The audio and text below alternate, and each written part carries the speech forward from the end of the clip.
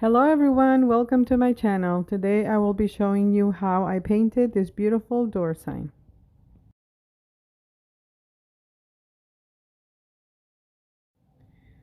First of all, my husband cuts my wood for me. He loves working, making stuff with wood, and it doesn't matter if it's hot or cold, he's always making sure that I have enough material for me to work. My husband uses a template that he made, and that's how he cuts his wood rounds. If you would like to know how to make this, let me know in the comments and I can make a video into showing you how he made it.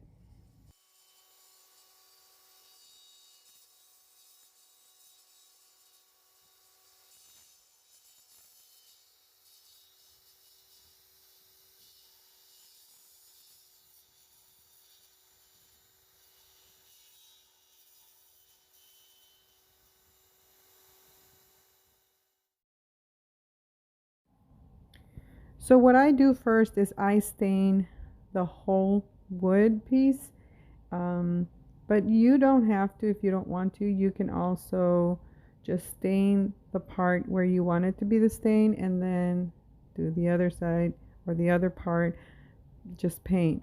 But use a painter's tape obviously to guide you so you'll know exactly where you want the stain to be. But I find it easier to do it this way. So I stain the whole sign front and back first, and then I let it dry, and I always let it dry overnight. Why? Because when you are painting with white paint over the stain, if the stain is not completely dry, the stain will penetrate, or you'll be able to see it through the white paint. Um, just because the stain has this chemical, you can, I don't know how to explain it, but if you know about paints and stains, that you know that the stain is very strong, has this, the chemical that goes through anything. If you don't let it dry completely, you will have a big mess, or you will have to paint the white like 10 or 20 times. So I do suggest that you let it dry overnight. This way it'll be completely dry and you will not have any problems.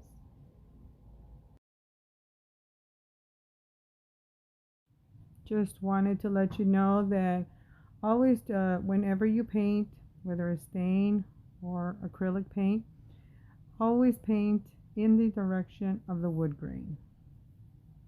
And also on the sides of the wood, make sure that there are no drips that you leave behind. Make sure everything's smoothed out. I always paint the front face first, and then I do my sides. When I do the back and I'm about to finish, I always make sure that nothing is dripping on the side of the wood. As you can see, I am using a piece of foam. It's kind of like those foam brushes, but I just have this type of foam at home handy. I do not buy any of those foam brushes just because I do not want to spend that kind of money. I'd rather use my own foam that I get from work. I do not use a rag to wipe off the excess of the stain either, because I find it easier to do it with the foam that I am using. But you can use whatever you want. If you have a certain way that you stain your woods, go ahead and do it. I am just showing you the way that I do my work. The stain that I am using is called Dark Walnut, and the brand of the stain is Minwax. Now I am done and I'm going to let it dry overnight.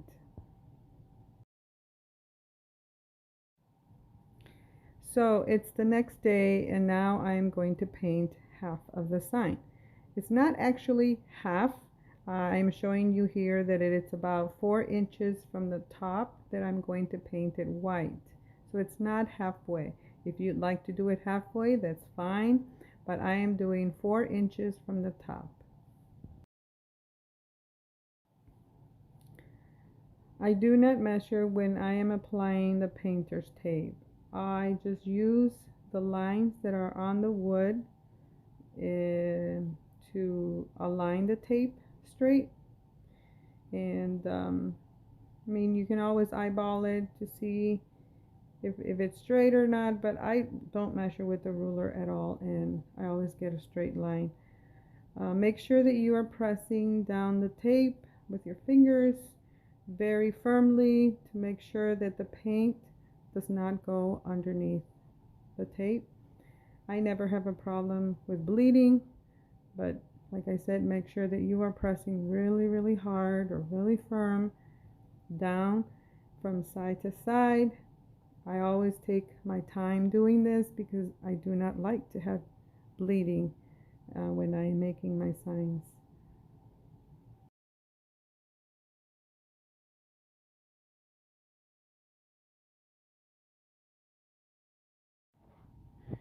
So now I will take advantage of this time to tell you what kind of paint I am using. I will be using a semi-gloss latex paint, and you can use any kind of paint you like, whether it's flat, semi-gloss, eggshell. It's okay, it'll work. I just like semi-gloss, that's why I'm using this. Um, Whenever you're painting, always remember, like I said before, paint in the direction of the wood grain. You do not have to press hard, or you do not have to apply the paint in very thick. You can do light coats. Also, when you are painting where the painter's tape is, you don't have to press down so hard, just go over it lightly. I will be doing 3 coats of paint on this. Should be good. Also, I do not paint the sides with the white. I just don't like it. I'd rather just do the top. If you go slowly and you don't squeeze the foam or press down the foam, you will not have drips of paint on the side. That's why it's recommended that you just go very lightly over the wood. Do not press hard. Do not get a lot of paint on your foam brush, because otherwise you will get drips on the side.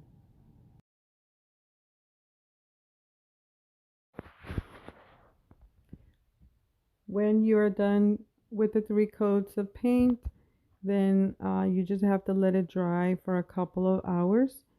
You don't have to let it dry overnight. I mean, you can if you want, but you don't have to. I just let it dry at least 6 hours. But I do remove the tape before I let it sit for a long time to dry. I probably wait 30 minutes and then I remove the tape.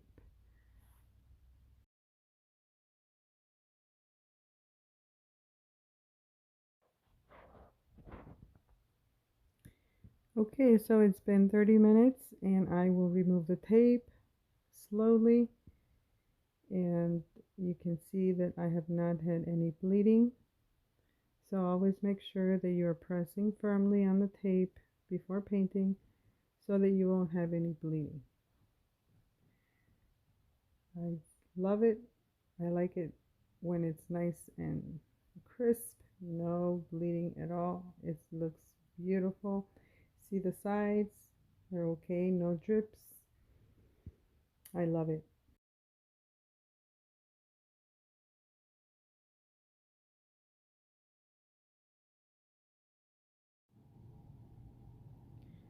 Next, I seal the wood with a water-based polyurethane sealer. And this is just to protect it from the weather, but it also gives it a really nice shine. You do want to give 2 coats on the front and 2 coats on the back.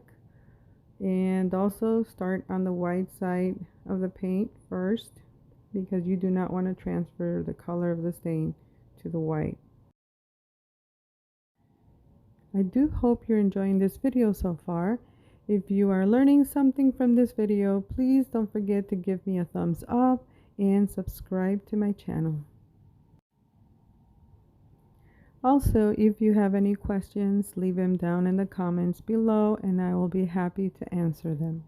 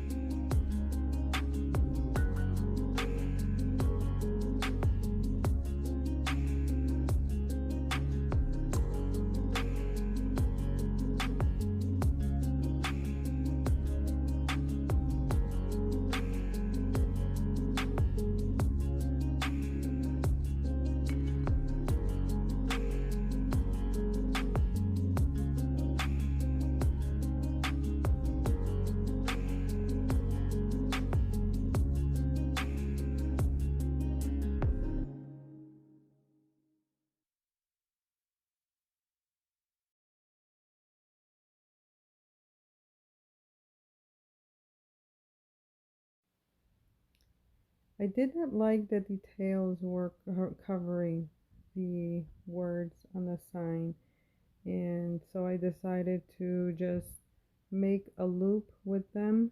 Like I tucked them in underneath the bow and I stapled it, make it look like it was another set of two loops.